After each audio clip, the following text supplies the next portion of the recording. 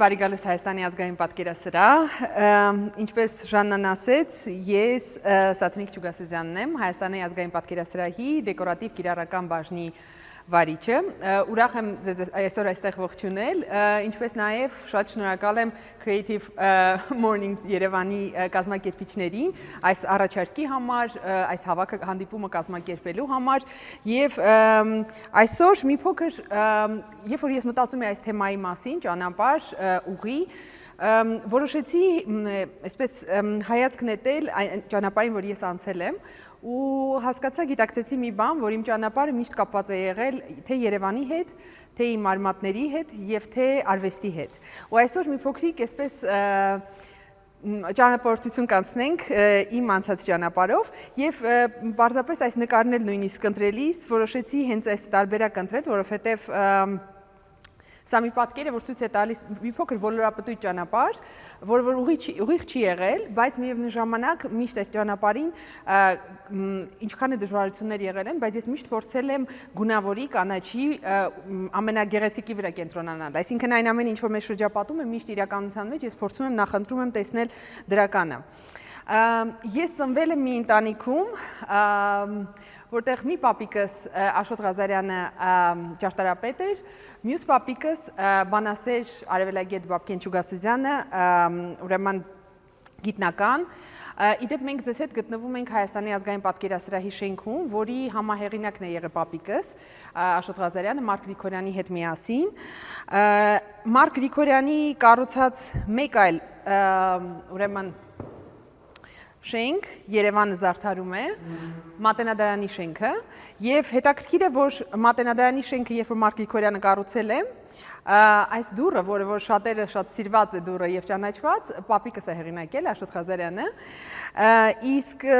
ուրեմն հետաքրքիր է մի ուրիշ հանգամանք որ մյուս պապիկս Բաբկեն Չուգասեզյանը եղել է Մատենադարանի փոխտնօրեն 30 տարի եւ գնում էր ու հետազոտում էր հայկական ձեռագրերը եւ բերում էր մատյանները Մատենադարան ու ուրեմն հետաքրքիր այսպիսի համագործակցության միջավայրում եմ ծնվել եւ ապրել եմ մի շենքում, որ Երևանի մյուս այցեքարտերից մեկն է, կոմպոզիտորների միության շենքը, որ էլի համահեղինակ է եղել պապիկս Աշոտ Ղազարյանը ու մեծացել եմ մի միջավայրում, որտեղ իմ սիրելի հարևանն էր Էդվարդ Միրզոյանը եւ Ալեքսանդր Հարությունյանը նաեւ ու հնարավորություն եմ ունեցել նաեւ տեսնել մյուս մեծերին ու իսկականից մեծ բախտավորություն էր այսպիսի միջավայրում դասական երաժշտությամբ շրջապատված ընդհանրապես կարելի ասել երաժշտության միջավայրում ու արվեստի միջավայրում մեծանալ Բայց ճարտարապետության մասին խոսելիս չեմ կարող չանդրադառնալ նախաթամանյանական շրջանում ստեղծագործած մի ճարտարապետի Վասիլի Միրզոյանի, որի ցավոք բոլորը մոռացել են, չնայած նա եղել է Երևանի ամենահին ինժեներ ճարտարապետը, ոչ միայն ջրմուղն է Երևանի անցկացրել, ձիաքարշն է անցկացրել, այլ նաև Երևանում մի շարք շենքերի հեղինակն է։ Աֆրիկյանների շենքի, ուրեմն Սախարովի հրապարակում գտնվող բանկի շենքի, Արնո Բաբաջանյանի փոքր դահլիճի, որը որ նախկինում Արական գիմնազիա էր, եւ ամենակարևոր շենքը թերևս իմ համար, ինչի համար ես որոշեցի ներառել այս անհատին, Վասիլի Միրզոյանին, այն է, որ նա ստեղծել է Երևանի պետական համալսարանի սև շենքը, որտեղ ես ոչ միայն սովորել եմ, այլ նաև իմ ամբողջ, կարելի ասել, հասուն տարիքն եմ արդեն անցկացրել, քանզի այստեղ մինչ օրս դասավանդում եմ Երևանի պետական համալսարանում եւ այսօր փոքր կանդրադառնանք նաև այն թեմաներին, որ այնտեղ դասավանդում եմ Բայց երբ որ ես ընդունվեցի համալսարան, իմ առջև բացվեց արվեստի աշխարհը։ Եվ իհարկե արվեստի աշխարհը ինձ գրավեց, բայց առաջին հերթին հայկական արվեստը, մասնավորապես հայկական մանրանկարչությունը։ Այստեղ ներկայացված են մեր 11-րդ դարի գոհարները, նկարազարդ մատյանները, որոնք իրոք հիացնում են բոլոր այցելուներին, ովքեր երբևէ տեսնում են հայկական մանրանկարչության գոհարները։ Բայց իմ հետազոտության թեման դարձավ Մատենադարանի գանձերից մեկը։ Սա Կիլիկյան գոհար է, Մատենադարանի թիվ 94-22 համարի ավետարանը, Կիլիկյան թագավորական ձեռագիր է, թագավորական մատյան, որը հիացնում է ոչ միայն իր կազմով, որը Վասպուրականում է ստեղծվել, Վանում է ստեղծվել, այս կազմը, արծաթե կազմը արդեն 15-րդ դարում, իսկ մատյանը, նկարազարդ մատյանը 13-րդ դարի գանձերից է մեր։ Ամենայն հավանականությամբ Լևոն II թագավորի ուրեմն պատվերով է ստեղծվել եւ շատ հետաքրքիր է որ ես այս ձեռագիրը ուսումնասիրելու համար ամբողջ միջերկրական ավազանի արվեստը ուսումնասիրեցի, որովհետեւ այնքան յուրօրինակ նորամուծություններ, որքան այս մատյանում կան, թերևս երևի շատ հազվադեպ ենք հանդիպում հայկական մանրանկարչության օրինակներում, եւ մոտավորապես 10 տարի ես այս մատյանը հետազոտում էի նաեւ միջերկրական արվեստների հետազոտում, ուսումնասիրում ու նաեւ տարբեր երկրներում էի ներկայացնում, Գերմանիայից մինչեւ Ամերիկայի Միացյալ Նահանգներ, ուրեմն այս մատյանի մասին պատմել ու ներկայացրել եմ եւ միշտ օտարերկրացիները հիացմունքով էին անդրադառնում, որ մենք ունենք այսպիսի շքեղ արվեստ։ Բայց այս ձեռագիրը շատ տխուր պատմություն է ունեցել, Կիլիկիայի անկումից հետո հայտնվել է Մուշում եւ երկար տարիներ գաղտնարանում է եղել։ Շատ ժամանակ գաղտնարանները մեր եղել են հողի տակ։ Ու երբ որ թշնամիները հարձակվում էին, որպեսզի նրանք չգտնեին, այդ հողում եղած ժամանակ վնասվում էին մատյանները, դա համար շատ հաճախ վերևից կտրվում էր։ Վնասված հատվածներ բորբոսնում էին, հանում էին, նույնիսկ այս ձեռագիրը մտածել են, թե փչացած է, փտած է ամբողջովին, նույնիսկ թաղել են հողի մեջ։ Դրանից հետո իմացել է մի ուրիշ քահանա, տարել է, վերականգնել է տվել եւ նորից բերել է ու վերադարձրել է Մշո Սուրբ Կարապետ վանքին,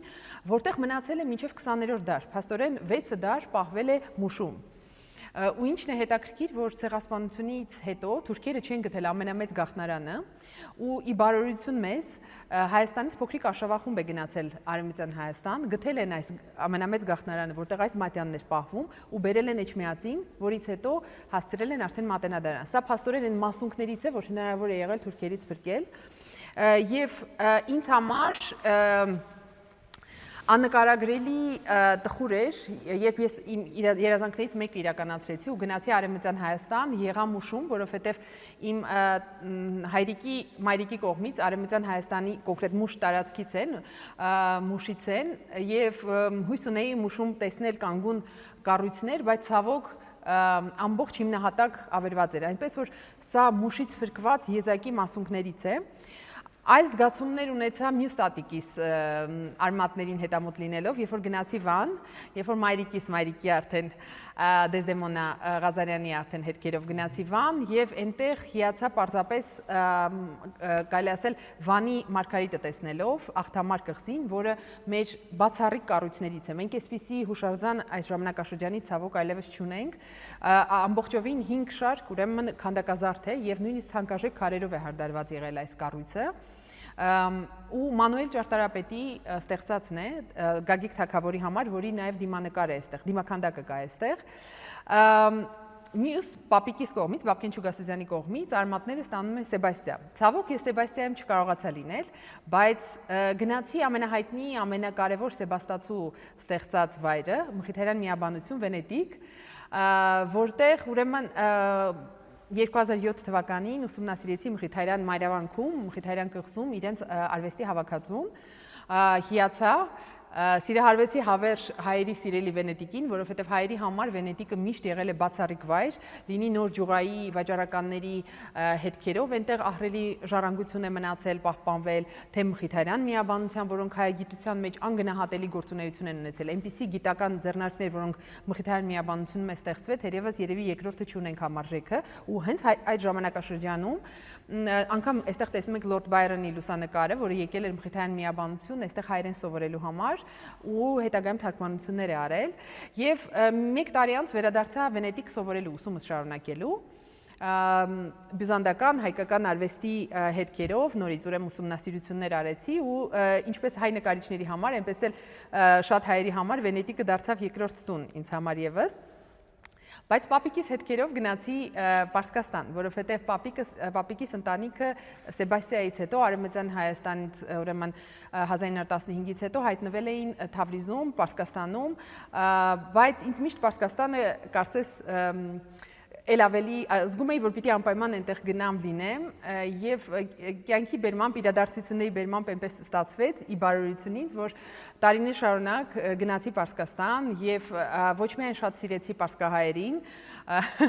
այլ նաեւ հիացա այն արվեստով, որ այստեղ ստեղծվել է եւ թերևս մեր արչեւ հայերի կողմից ստեղծված ամենաշքեղ կառույցներից մեկն է Նոր ջուղայի ամենափրկիչ վանքը, որի ամենատպավորիչ, որ որմնանկարը ահեղ դատաստան տեսարանն է, եւ ես որոշեցի այս տեսարանի հետազոտությամբ զբաղվեմ ու կարողացա գտնեմ նախօրինակը, որից ներշնչված ուրեմն ստեղծել են մեր որմնանկարիչները այս շքեղ որմնանկարը ու ամբողջ եկեղեցին ծածկված է որմնանկարներով։ Եվրոպական արվեստից ազդված, ուրեմն պարսկական արվեստից անշուշտ ազդված, իդեպ մի բան էլ ասեմ, հայերը որտեղ որ հայտնվում էին, որ գաղթօջախում որ լինում էին, նրանք միշտ ստեղծում էին եկեղեցի։ Եվ այդ եկեղեցին նրանք հարգելով տեղական ավանդույթները, ստեղծում էին տեղական ավանդույթների տեսքով, այսինքն եթե Պարսկաստանում էր դա, պիտի լիներ մզկիթի կառուցվածքով, բայց փորձում էին հնարավորինս հայկական տարրեր հավելել, եւ սա էլ բացառություն չի, օրինակ, եթե տեսնեք դրսից նկարազարդված չի, հարդարված չի, բայց փոխարենը ներսը ամբողջովին որմնանկարներով է ծածկված ու կարծես աննկարագրելի գեղեցկություն է ներսում, երբ որ հայտնվում ես, շունչդ կանգ է առնում անգամ, այնքան գեղեցիկ է։ Դարեր շարունակ ուրեմն աշխատել են այստեղ մեր որմնանկարիչները, բայց նոր գյուղայում լինելով ես հիացա ու սկսեցի ուսումնասիրել մեր մեծանուն արվեստագետներից մեկի Սարգիս Խաչատուրյանի արվեստը, որը թերևս երևի եթե նայենք ամբողջ մեր արվեստի պատմության ընթացքում աշխարհում հայկականը ու նաև այլ ժողովուրդների արվեստը տարածած ու այդ քանակությամբ ցուցահանդեսներ ունեցած միակ արվեստագետն է։ Այսպիսի ճանաչում, ինչպիսին ունեցել է Սարգիս Խաչատուրյանը, Նյու Յորքի մետրոպոլիտեն թանգարանից մինչև Լուվր նրա աշխատանքները գնել են։ Գալուստ Գյուլբենկյանը, բոլորս գիտենք բարերար, Գալուստ Գյուլբենկյանը միակ հայ նկարչի աշխատանքներն է, որ նա գնել է։ Սարգիս Խաչատուրյանը եկել է Պարսկաստան Սեֆյան ժամանակաշրջանի որմնանկարները կրկնօրինակելու ու նաև վերականգնելու։ Բայց մինչ այդ, ուրեմն երբ որ նա եկել էր Պարսկաստան այդ նպատակով, նա որոշում է Նոր Գյուղայում թանգարան բացել։ Ու այստեղ նաև հայ ուսանողներին մեկտեղելով սկսել է նրանց արվեստի դասեր տալ։ Այն գործունեությունը, որ նա ծավալել է, անգնահատելի է, եթե միայն դրանով անգամ սահմանափակվեր, բայց նա եկել է Հայաստան 1915 թվականին ամենածանր շրջանում եւ ստեղծել է գաղթականների պատկերներ։ Ցույց է տվել մեր հայրենակիցներին, ովքեր մնացել են առանց իրենց հայրենիքի, այսինքն արդեն լքված վիճակում, շատ վատ վիճակում, բայց նա անմահացրել է այս պատկերները ու հետագայում տարել աշխարհով մեկ ցույց է տվել ու պատմել է, որ ինչ է կատարվում մեր ժողովրդի հետ։ Նրան նույնիսկ հետագայում անվանել են հայոց վշտի երգիչ, որովհետև այն դերը, որ նա ունեցել է ու այն ներգրավվածությունը, չասեմ նրա հասարակական գործունեությունը, այսինքն այնքան բան, ինչքան Սարգիս Խաչատուրյանն է արել, թերևս երևի շատ քիչ արվեստագետներ են արել։ Իդեպ սա հենց պարսկական շարքից է, նա ոչ միայն վերանորոգել է, այլ նաև ինչպես ասացի որմնանկարների կրկնօրինակներն է ստեղծել, որոնք հետագայում Փարիզում եւ եվրոպական մյուս երկրներում ու Ամերիկայի Միացյալ Նահանգներում ներկայացրել է, բայց նա ստեղծել է նաև կուբիստական աշխատանքներ, հետագայում երբ որ եթե ցանկություն ունենաք կարող եք շրջել պատկերասրահում եւ կտեսնեք նաև Սարգիս Խաչատուրյանի այս կտավը, եւ ինձ համար շատ հետաքրքիր բացահայտում էր, երբ որ ուսումնասիրում էի պատմությունը, իմացա, որ այս նկարը պապիկս է բերել ազգային պատկերասրահ, այսինքն նրա միջոցով է հայտնվել Հայաստանի ազգային պատկերասրահում, նրա Երևի Սարգիս Խաչատրյանի ամենայուրօրինակ կտավներից մեկն է։ Բայց Սարգիս Խաչատրյանի հետքերով ես գնացի նաև Հնդկաստան, որովհետև նա արել է բացառիկ մի աշխատանք։ Նա գնացել է Հնդկաստան այն շրջանում, երբ որ գրեթե ոչ ոք չէր կարողանում քարանձավներ մտնել, հնդկական քարանձավներ, որտեղ նրանք որմնանկարներ ունեն, մեր թվարկությունից առաջվա որմնանկարներ, եւ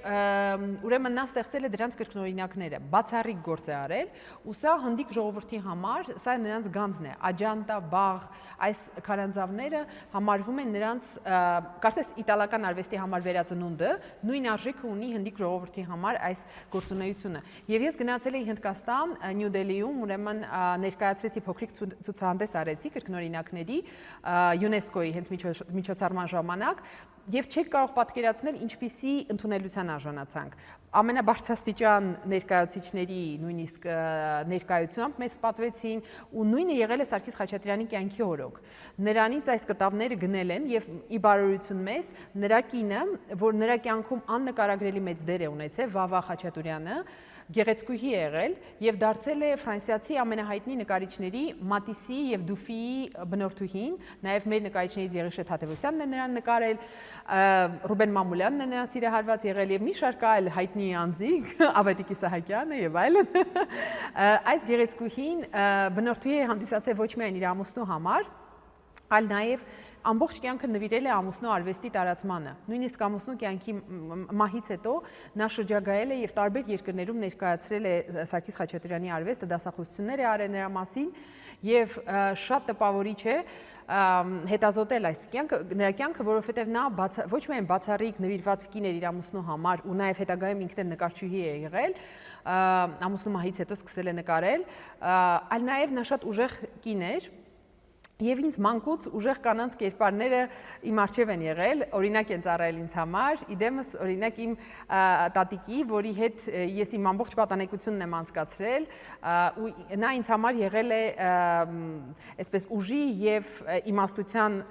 կերպար, եւ շատ հետաքրքիր որ նա էլ բնորդուհի է եղել մի շարք արվեստագետների համար, կլինեն գեղանկարիչներ, թե ուրեմն լուսանկարիչներ, եւ Վեներա Մանուկյանի ուրեմն կերպարը միակը չի եղել իմ կյանքում, իդեմս իմ մորաքրոջ Հասմիկ Կանայանի ու մի շարք այլ կանանց, նաև ներառյալ իմ մայրիկի, որը ոչ միայն այսպես նշաձող է սահմանել լավագույն արժեքների, ես միշտ հիացել եմ այս ուժեղ կանանց կերպարներով եւ պատահական չի, որ որոշ ժամանակ անց որոշեցի ընտրել մի շատ ուժեղ ու բացառիկ կնոջ կերպար հետազոտելու համար Ռիփսիմե Սիմոնյանի եւ ներկայումս արդեն 4 տարի հետազոտում եմ այս բացառիկ կնոջ անցած ճանապարհը ես եւ Նաիրի Խաչատուրյանը ուսումնասիրում ենք նրա ստեղծած ժառանգությունը եւ նրա թորնուհու կարելի ասել իմ կյանքում հայտնված վերջի տարիների ամենասիրելի մարդկանցից մեկի Արևիկ Գրիգորյանի շնորհիվ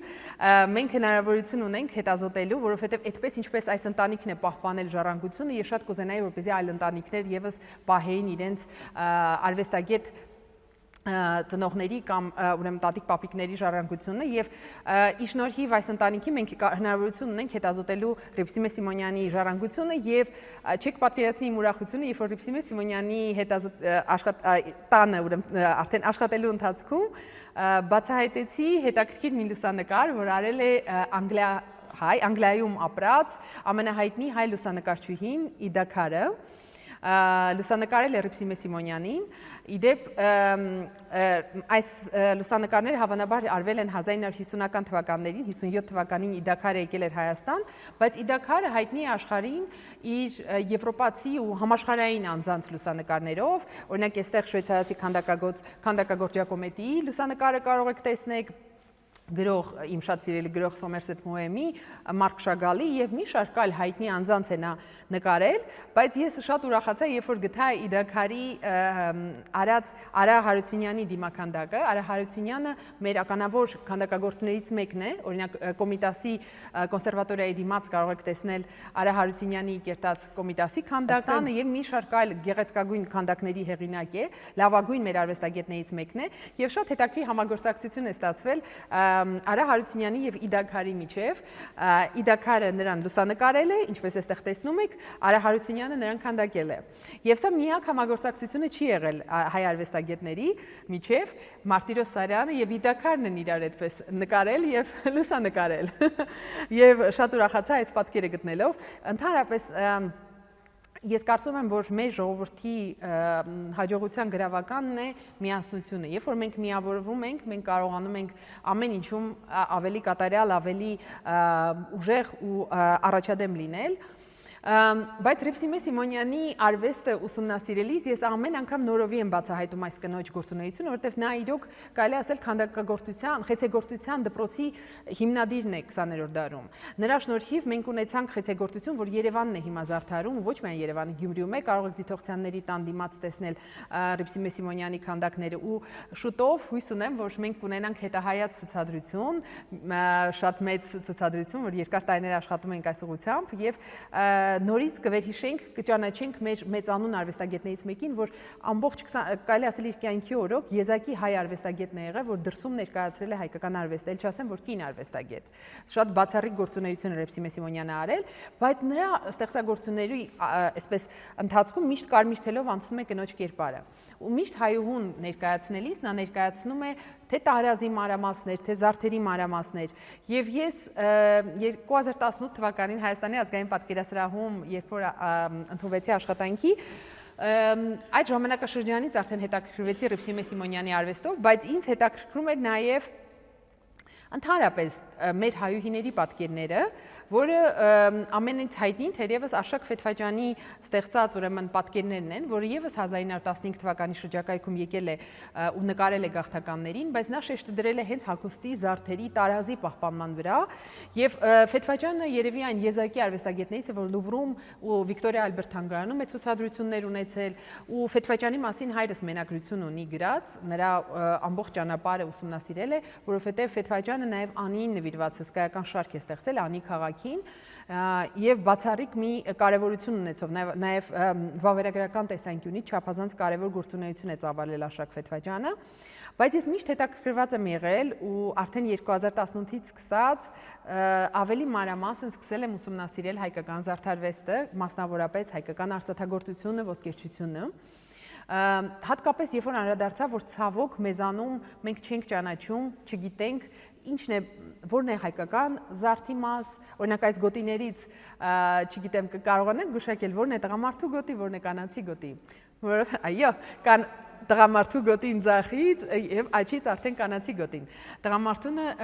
այսպես ասում են, հատած գլանաձև կառուցվածքով գոտի է, որը շատ տարածված է եղել Թիֆլիսում, Բայազետում եւ այլ վայրերում, իսկ այս թիթեռնիկաձև ճարմանդ ունեցող գոտին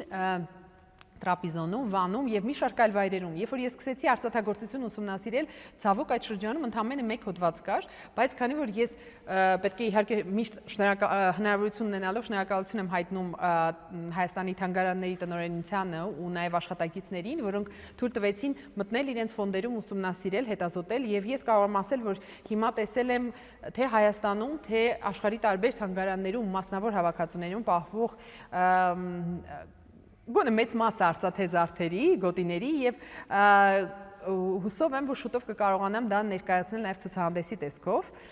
ոչ միայն հետազոտությամբ, նաև մի քանի արդեն տպագրված նյութեր ունեմ, եւ ուսումնասիրությունների ժամանակ, երբ որ սկսեցի այս թեմայով հետաքրքրվել, շատ ուրախացա, որ պարբերաբար նկատեցի, որ թանգարանները սկսում են տպագրել նաև իրենց ունեցածը, ինչը շատ լավ հնարավորություն է տալիս նաև հաջորդ ուսումնասիրողներին տեսնել այդ նմուշները։ Օրինակ իմ հետաքրքիր բացահայտումներից էր Նոր Ջուղայի բնորոշ զարդերից մեկը, սա պատկերասրահի հավաքածուից է այս գոտին, կանացի գոտի է։ Մինչ այդ տեսակ թիթեռնիկը հորիզոնական էր տեղադրված, այստեղ ուղղահայաց է տեղադրվում եւ բռնիչն է ավելանում, ամրացնող ասեղը, եւ պատմական լուսանկարների շնորհիվ հնարավոր եղավ բացահայտել, որ սա Նոր Ջուղայից է, որովհետեւ ցավոք մեզանում մենք գաղափար չունենք, որը որտեղ է ստեղծված։ Այնքան խառը տեղեկություններ կային մեր տարազի բնորոշ զարդերի վերաբերյալ, որ ես սկզբից շատ էի դժվարանում այդ թելը գտնել, բայց ի վերջո հաջողվեց։ Եվ ինձ համար հատուկ կարծես էլի վերադառնալով արմատներից, տատիկիս կողմ ինչպես ասի Վանից է, եւ հատկապես շատ հիացած էի Վանի արծաթագործությամբ, քանզի այստեղ դուք տեսնում եք գլխի հասակը, գլխազարդը, որ հայուհիները կրում էին, եւ գոտիները, որի վրա միշտ Վանի վասպուրականի հուշարձանների պատկերներն էին, սևադե տեխնիկայով արված, սևացման տեխնիկան է դա, չռնյենյը, չէ, որի միջոցով պատկերներ էին ստեղծում, եւ այստեղ տեսնում ենք վասպուրականի տարբեր հուշարձաններ, ու սա շատ բնորոշ է հենց ուրեմն այս տարածաշրջանին եւ ինչն է հետաքրքիր, որ այս հետազոտության ընթացքում ծանոթացա նաեւ մի երիտասարդի հետ, որի ինձ իրոք շատ ոգեշնչում է, ապրելով Եվրոպայում, Համլետը Հովսեփյան, պարբերաբար գնում է աճուրդներից հայկական արծաթագործության նմուշներ։ Ու նրա շնորհիվ փրկվում են այդ մասնիկները, որովհետև նա հավաքում է բացառիկ մի հավաքածու իր համար, հուսով եմ հետագայում դա գուցե նաև թանգարան դառնա, բայց Համլետի շնորհիվ, այսպես կարելի ասել, այդ մասնիկներն նշխարներ կարծես լինեն, որ նա փրկում է ու պահպանում է նաև մեզ համար գիտնականների համար անգնահատելի գործ է անում։ Եվ ուրեմն ուզում եմ ձեզ ներկայացնել պատկերասրահի հավաքածուից մի նմուշ, որը ես բոլոր կարելի ասել գոտիները ու զարդերը արդեն մոտավորապես պատկերացնում էի, թե որը որտեղից է, որը որ տարածաշրջանում է ստեղծվել, որ դպրոցին է պատկանում, բայց այս մի գոտին չափազանց դժվար էր ինձ համար հասկանալ, թե որտեղից է, որտեղ նման երկրորդը չէի գտնում։ Առանձնահատկությունը այն է, որ այս մասնիկները, որ տեսնում եք, ամբողջովին նուրբ ցանցկեն հյուսվածքով են ու վրան փոքրիկ վարդերի նման կլոր ծաղիկներ են։ Եվ այս անընդհատ ինձ թվում էր, որ ես նմանատիպ մի բան տեսել եմ։ Ու մի օր Բացառիկ ձևով հիշում եմ, որ ես դա տեսել եմ փոքր տարիքում, երբ որ հենց տատիկիս տանը Բաբկեն Չուգասեզյանի ընտանիքի լուսանկարներից մեկում, որ միակ լուսանկարն է, որ պահպանվել է 1915 թվականից առաջ արված Սեբաստիայում, որը ներկայացնում է Չուգասեզյան ընտանիքին, ներկայացնում է ուրեմն Չուգասեզյաններին, որոնց թուրքերը աղջիկ հարսին փախցրեցին, պապիկիս ուրեմն Բաբկեն Չուգասեզյանի հոր առաջին կնոջը փախցրեցին եւ նաեւ երեխաները անհետացան, իսկ մորը սպանեցին եւ սա միակ լուսանկարն է, որ պահպանվել է եւ բացառիկ իմ տեսած պատմական լուսանկարներից է, որտեղ տեսնում եմ զարդերով հայուհիներին, ձեռնոցներով, շքեղ ուրեմն հանդերձանքով եւ այս լուսանկարի շնորհիվ ես կարողացա տեղորոշել, որ սա Սեբաստիայի հետ կապված գոտի էր։ Հետագայում արդեն երբ որ Ամերիկայի Միացյալ Նահանգներում ու մի շարք այլ հավաքածուներում էի ուսումնասիրություններ անում, այնտեղ արդեն երբ որ գտա նմանատիպ օրինակներ, արդեն հասկացա, որ սա Սեբաստիայից է եւ կարելի ասել, քանի որ Սեբաստիան էլ է չափազանց տուժել եւ մեր կորցրած մյուս չքնաղ վայրերից է, այնտեղից ուղղակի եզակի պատմական լուսանկարներ են մնացել ու գրեթե ոչ մի արվեստի գործ կարելի ասել շատ փոքր քանակության նմուշներ են, որ կապված են Սեբաստիայի հետ, դրա համար ինձ համար առավել կարևոր էր այս գտածոն եւ կարծես այս արվեստի նմուշները հետազոտելու շնորհիվ ես ոչ միայն մոտենում եմ իմ արմատներին, նաեւ փորձում եմ ոչ միայն իմ այլ հայերի ճանապարհը վերհանել, ուսումնասիրել, նաև տարբեր երկրներում լինելով փորձում եմ պարբերաբար անդրադառնալ այն հայ արվեստագետներին, որոնք որ հետ աշխատել են, ստեղծագործել են տարբեր երկրներում եւ դասախոսությունների ժամանակ ներկայացնել, նաև տարբեր միջոցառումների ժամանակ նորովի փորձում եմ ներկայացնել ու սա իհարկե իմ գործունեության միայն փոքրիկ մի հատվածն է, բայց որոշեցի այսօր ձեզ հետ կիսվել եւ մի փոքր այս ճանապարհը ձեզ ներկայացնել։ Հույս ունեմ, որ հետաքրքիր էր։ Շնորհակալություն։